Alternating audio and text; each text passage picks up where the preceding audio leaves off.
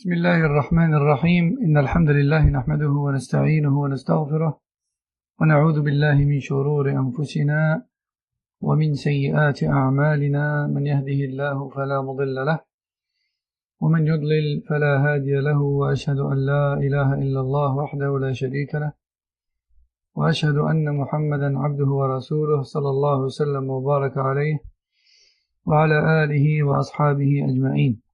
أما بعد، فقد أخذنا في الأسبوع الماضي أن حسن الخلق هو معاملة الخالق ومعاملة الخلق، هو معاملة مع الخالق ومعاملة مع الخلق،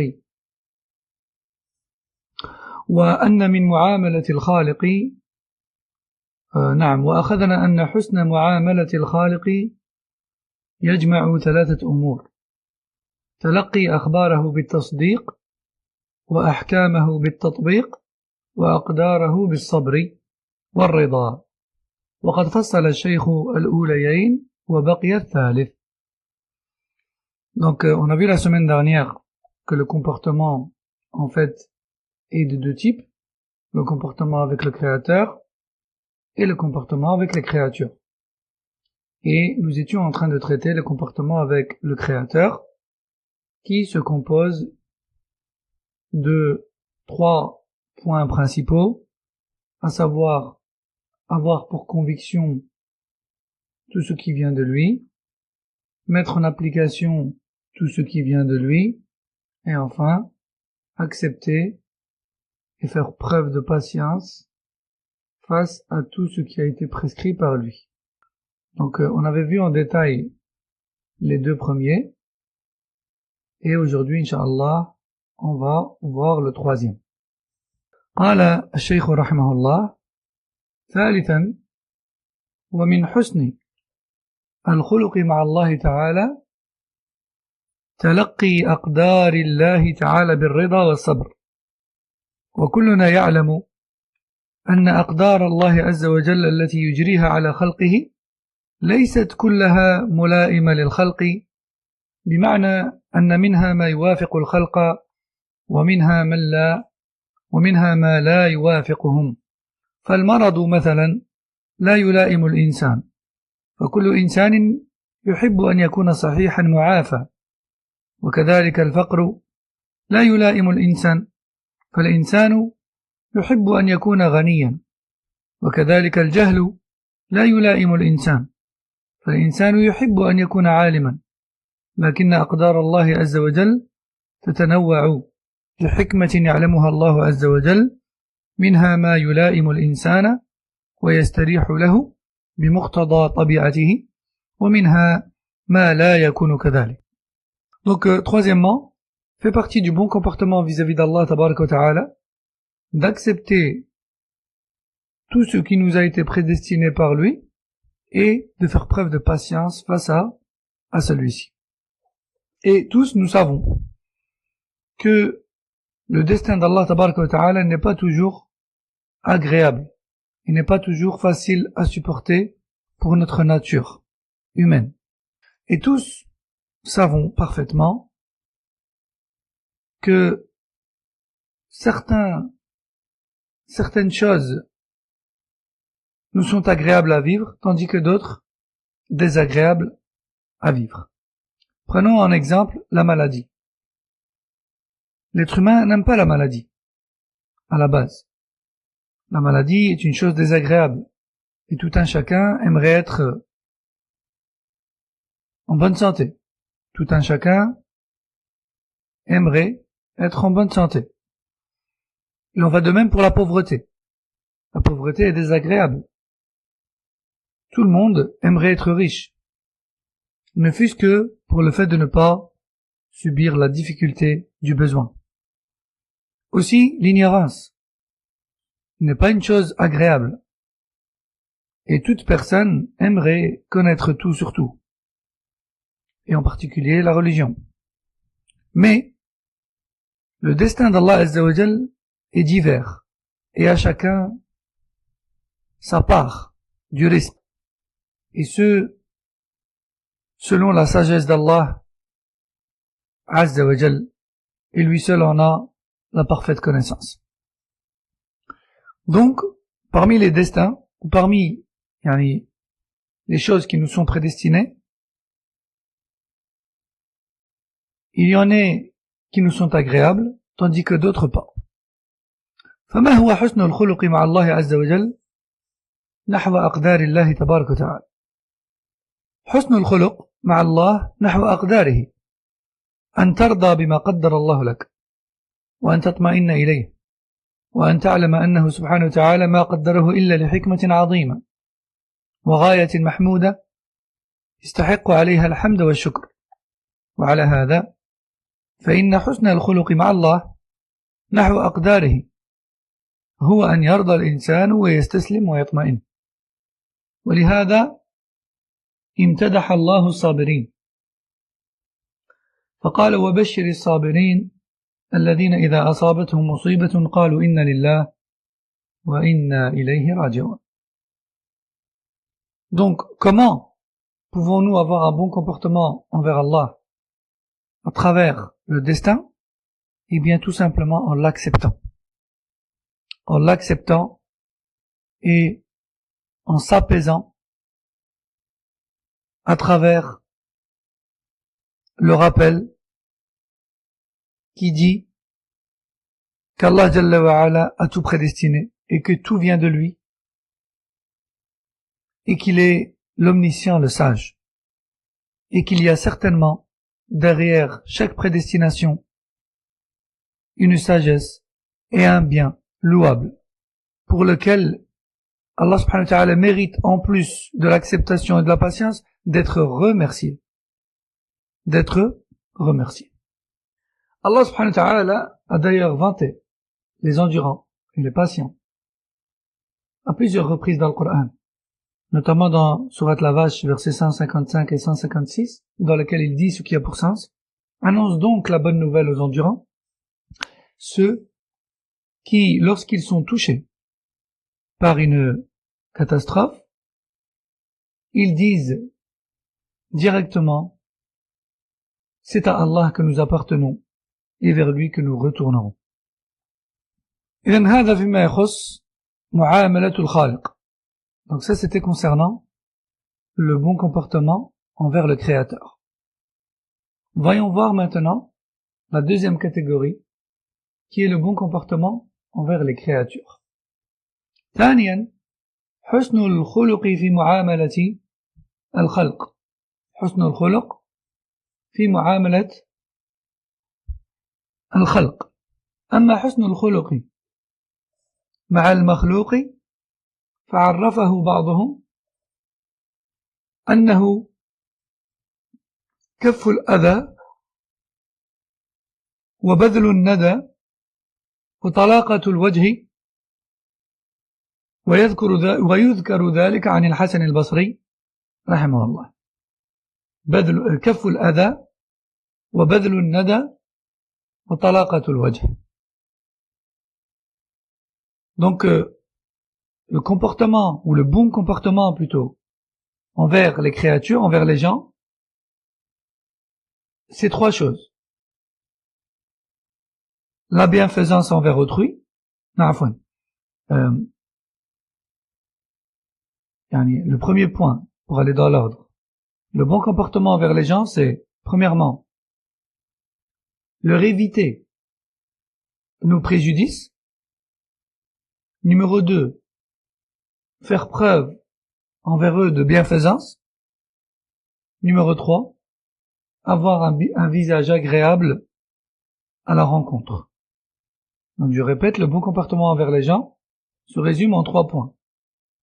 Leur éviter tout type de préjudice, faire preuve de bienfaisance envers eux, et enfin, avoir un visage souriant et agréable à la rencontre. Cette définition du bon comportement est rapportée notamment de Hassan al-Basri, qu'Allah lui fasse miséricorde. Voyons voir cela en détail maintenant. أولا معنى كف الأذى. معنى كف الأذى أن يكف الإنسان أذاه عن غيره، سواء كان هذا الأذى بالمال أو النفس أو العرض فمن لم يكف أذاه عن الخلق فليس بحسن الخلق بل هو سيء الخلق. وقد أعلن الرسول صلى الله عليه وسلم حرمة أذية المسلم بأي نوع من أنواع الإيذاء، وذلك في أعظم مجمع اجتمع فيه بأمته، حيث قال صلى الله عليه وسلم: إن دماءكم وأموالكم وأعراضكم عليكم حرام كحرمة يومكم هذا في شهركم هذا في بلدكم هذا. أخرجه البخاري ومسلم. إذا كان الرجل يعتدي على الناس بالخيانة أو يعتدي على الناس بالضرب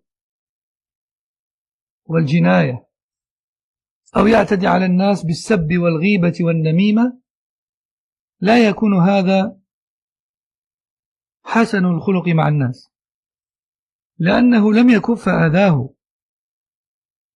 ويعظم إثم ذلك كلما كان موجها إلى من له حق عليك أكبر. فالإساءة إلى الوالدين مثلا أعظم من الإساءة إلى غيرها، والإساءة إلى الأقارب أعظم من الإساءة إلى الأباعد، والإساءة إلى الجيران أعظم من الإساءة إلى من ليسوا جيرانا لك. ولهذا قال النبي صلى الله عليه وسلم: والله لا يؤمن والله لا يؤمن والله لا يؤمن. قالوا: من يا رسول الله؟ قال: من لا يأمن جاره بوائقه. خرجه البخاري. Donc tout d'abord, éviter aux autres nos préjudices. Que ce préjudice soit financier ou personnel, ou même sur le plan de l'honneur. Que ce préjudice porte atteinte au bien d'autrui, à la personne d'autrui, physiquement, ou à l'honneur d'autrui. Celui donc qui n'évite pas aux autres ses préjudices n'a pas un bon comportement, plutôt un mauvais. D'ailleurs, le prophète sallallahu alayhi wa sallam, à la fin de sa vie, lors du plus grand rassemblement qui ait eu lieu de son vivant, alayhi salatu salam, à savoir le pèlerinage, il a dit à sa communauté: sachez que votre sang, que vos biens et votre honneur sont sacrés et intouchables, aussi sacrés que ce jour, qui est le jour de Arafat, le jour de l'Hajj, que ce mois, qui est le mois de l'Hijjah, le mois du pèlerinage, que cette terre sainte, qui est celle des rites du pèlerinage, la terre sainte, rapporté par le Bukhari et Muslim. Donc voyez comment, à quel point le sang, les biens et l'honneur du musulman et de la musulmane sont sacrés. Regardez jusque où va leur valeur. La sacralité du jour de Arafat, du mois de Dhul Hijjah et de la terre sainte. Celui qui porte alors préjudice aux gens à travers leurs biens, ou qui trompe les gens par la triche ou autre, ou encore qui porte préjudice physiquement aux autres par l'agression et l'injustice, ou encore qui porte préjudice aux autres à travers l'insulte, la médisance et ce genre de choses, n'a pas un bon comportement avec les gens, car il ne leur a pas évité ces préjudices. Et plus les personnes envers qui tu commets ce préjudice ont de droit sur toi en islam, plus ton péché est grave. Plus ton péché, à travers ton préjudice, est grave. Le péché qui se résulte du préjudice porté aux parents est plus grave que le reste des gens. Le préjudice commis envers tes proches est plus grave que le reste des gens. Le préjudice causé à tes voisins est plus grave que celui commis envers autres que tes voisins. C'est pour cela que le prophète sallallahu alayhi wa sallam a dit: par Allah, sa foi n'est pas complète, par Allah, sa foi n'est pas complète, par Allah, sa foi n'est pas complète. Qui, au messager d'Allah? Celui qui porte préjudice à son voisin. Ou pour être plus précis, celui dont le voisin n'est pas à l'abri de ses préjudices. Rapporté par Al-Bukhari. Donc ça, c'est le premier point contenu dans le bon comportement envers les gens. Leur éviter le préjudice. Leur éviter le préjudice. ثانيا بذل الندى. الندى هو الكرم والجود، يعني أن تبذل الكرم والجود. والكرم ليس كما يظنه بعض الناس أنه بذل المال فقط، بل الكرم يكون في بذل النفس، وفي بذل الجاه، وفي بذل المال، وفي بذل العلم. إذا رأينا شخصا يقضي حوائج الناس ويساعدهم، يتوجه في شؤونهم إلى من لا يستطيعون الوصول إليهم، ينشر علمه بين الناس، يبذل ماله بين الناس، هل نصفه بحسن الخلق؟ الجواب نعم، نصفه بحسن الخلق، لأنه بذل الندى. ولهذا قال النبي صلى الله عليه وسلم: اتق الله حيثما كنت، وأتبع السيئة الحسنة تمحها، وخالق الناس بخلق حسن. أخرجه أحمد في مسنده. Donc le deuxième point contenu dans le bon comportement envers les gens, c'est d'être bienfaisant envers eux, avec tout type de bonté. Faire preuve de générosité. Et la générosité et la bienfaisance envers les gens n'est pas que financière. Elle peut être également à travers notre personne et notre statut, ou notre intercession auprès de personnes, ou à travers l'enseignement de notre savoir. Si tu vois une personne qui aime rendre service aux gens, les aider dans leurs affaires, intercéder pour eux auprès de personnes difficiles d'accès, mais faciles pour toi. Ou si tu vois une personne qui propage son savoir parmi les gens, ou qui donne abondamment ses biens pour aider les gens, est-ce une personne au bon comportement? Réponse oui, bien sûr que oui. C'est une personne qui a un bon comportement. Pourquoi? Car elle fait preuve de bienfaisance envers les autres. Le prophète sallallahu alayhi wa sallam a dit: crains Allah et obéis-lui où que tu sois, et fais suivre la mauvaise action par une bonne, afin qu'elle l'efface, et comporte-toi correctement et d'une bonne manière avec les gens. Rapporté par Ahmed. ومن مخالقة الناس بخلق حسن أنك إذا ظلمت أو أسيء إليك فإنك تعفو وتصفح.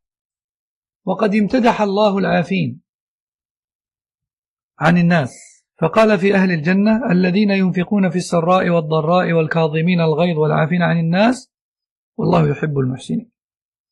وقال تعالى: وأن تعفوا أقرب للتقوى. وقال تعالى: وليعفوا وليصفحوا. وقال تعالى: فمن عفا وأصلح فأجره على الله. وكل إنسان يتصل بالناس فلا بد أن يجد من الناس شيئا من الإساءة، فموقفه من هذه الإساءة أن يعفو ويصفح، وليعلم علم يقين أنه بعفوه وصفحه ومجازاته بالحسنى سوف تنقلب العداوة بينه وبين أخيه إلى ولاية ومحبة وصداقة.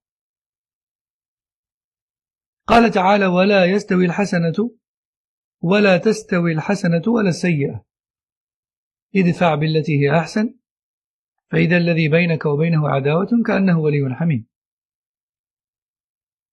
Fait partie du bon comportement et de la bienfaisance envers les gens de pardonner lorsque tu subis un préjudice.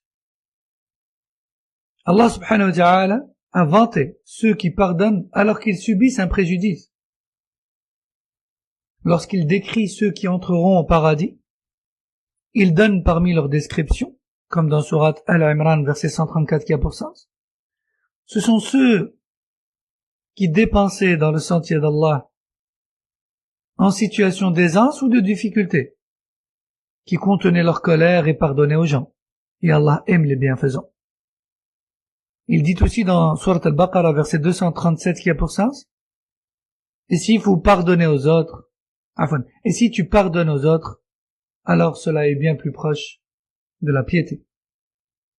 Il dit aussi dans Sourate An-Nur verset 22 qui a pour sens, qu'il pardonne donc et qu'il décharge ceux qui leur ont causé du tort. Ou encore dans Sourate Ash-Shura verset 40 qui a pour sens, quiconque pardonne et réconcilie, alors sa récompense incombe à Allah. Et toute personne qui se mélange aux gens et qui va au contact des gens subira inévitablement, d'une manière ou d'une autre, à un moment donné ou à un autre, des préjudices, des mauvais comportements, volontaires ou involontaires, des choses qui le dérangeront. Le bon comportement envers eux, le bon comportement agréé d'Allah envers eux, c'est de pardonner et de laisser passer. Chose facile à dire, certes, difficile à accomplir, certes, mais tout est à gagner. Et le sujet du cours, je rappelle, c'est le bon comportement. Et sache, avec certitude, nous dit le cheikh, qu'à la suite de ton pardon, ou qu'à force de pardonner et de laisser passer et de te comporter et de rendre le mal par le bien, eh bien, la mauvaise relation avec tes ennemis va se transformer en amitié, voire en fraternité, en amour et en alliance. Qu'est-ce qui nous permet d'avoir cette certitude? Eh bien, c'est la parole d'Allah. De Sourate Fussilat, verset 34, qui a pour sens, la bonne et la mauvaise action ne sont pas égales. Réponds par le meilleur comportement. Et tu verras qu'à la suite de cela, la haine qu'il y a entre toi et la personne se transformera en alliance et amitié intime. تأملوا أيها العارفون باللغة العربية كيف جاءت النتيجة بإذا الفجائية، لأن إذا الفجائية تدل على الحدوث الفوري في نتيجتها، فإذا الذي بينك وبينه عداوة كأنه ولي حميم، ولكن ليس كل أحد يوفق لذلك. قال تعالى: وما يلقاها إلا الذين صبروا وما يلقاها إلا ذو حظ عظيم. Donc Cheikh Al-Uthaymin nous dit, remarquez le résultat simultané du bon comportement envers celui qui nous cause préjudice. Allah dans le verset dit, ce qui a pour sens, comporte-toi de la meilleure des manières avec lui, et tu verras que subitement, votre relation altérée se transformera en alliance et amitié intime. Mais le succès dans l'application d'une telle chose n'est pas donné à tout le monde, bien sûr. Allah dit dans Sourate Fussilat, verset 35, juste après, ce qui a pour sens, le succès en cela n'est donné qu'aux véritables endurants, ceux qui ont une grande part dans les bienfaits d'Allah. هل نفهم من هذا أن العفو عن الجاني محمود مطلقا ومأمور به؟ قد يفهم البعض من الآية هذا الكلام، ولكن ليكن معلوما أن العفو إنما يحمد إذا كان العفو أحمد، فإن كان الأخذ أحمد فالأخذ أفضل. ولهذا قال الله تعالى: وجزاء السيئة سيئة مثلها فمن عفا وأصلح فأجره على الله إنه لا يحب الظالمين. فجعل العفو مقرونا بالإصلاح، فالعفو قد يمكن أن يكون غير إصلاح، فقد يكون هذا الذي جنى عليك واجترأ عليك رجلا شريرا معروفا بالشر والفساد، فلو عفوت عنه لتمادى في شره وفساده. فالأفضل في هذا المقام أن تأخذ هذا الرجل بجريرته، لأن في ذلك إصلاحا. قال شيخ الإسلام ابن تيمية رحمه الله تعالى: الإصلاح واجب والعفو مندوب، فإذا كان في العفو فوات الإصلاح فمعنى ذلك أننا قدمنا مندوبا على واجب، وهذا لا تأتي به الشريعة. وصدق رحمه الله. Cheikh nous dit: mais est-ce que cela signifie que le pardon est toujours la meilleure chose à faire? Imaginons qu'il y a, par exemple, un meurtre qui est commis et que le meurtrier est arrêté, est condamné. Et est-ce que, comme vous savez en islam, il est possible à la famille de la victime de pardonner et de demander à ce que le meurtrier soit relaxé. Cela est possible en islam. Tout comme il est possible de demander à ce que la sentence soit donnée. Quelle est la meilleure chose à faire? Lui pardonner ou demander la sentence? Ça dépend. Bien que le verset peut laisser entendre qu'il est mieux de pardonner, mais en réalité ça dépend. À la base, la sentence sert à réformer la société,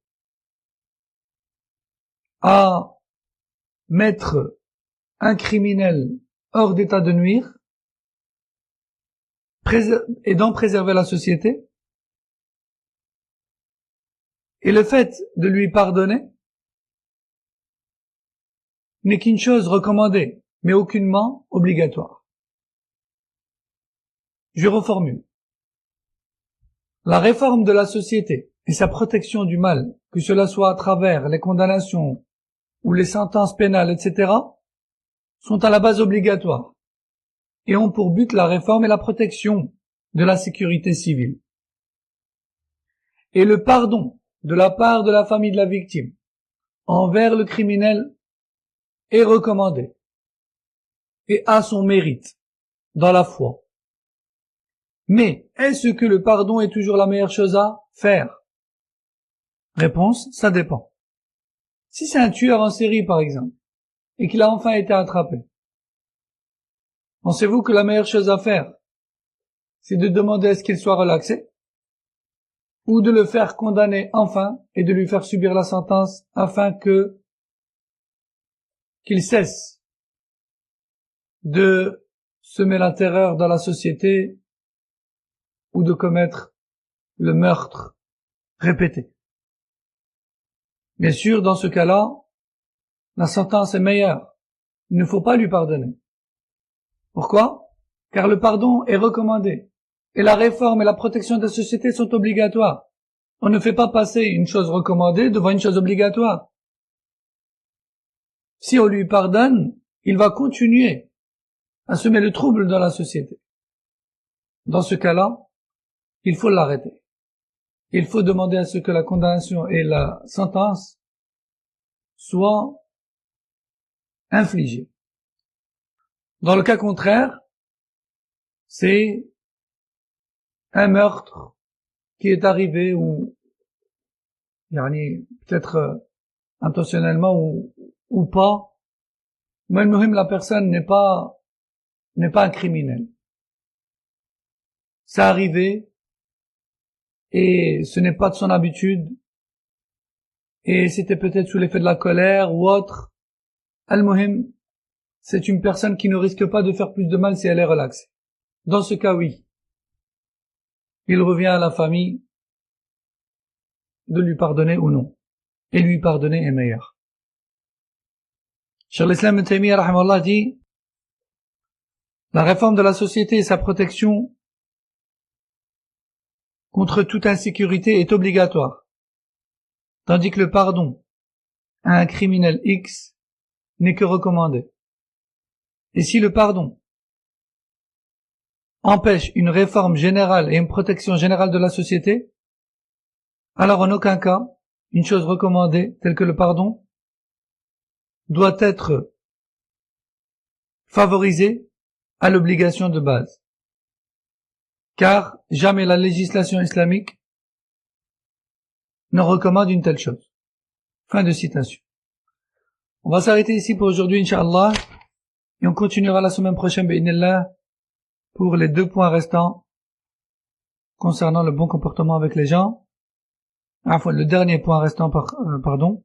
Subhanakallahumma wa bihamdik, ashhadu an la ilaha illa ant, astaghfiruka wa atubu ilayk, wa sallallahu wa sallam ala nabiyyina Muhammad, wa ala alihi wa sahbihi ajma'in. Assalamu alaikum wa rahmatullahi wa barakatuh.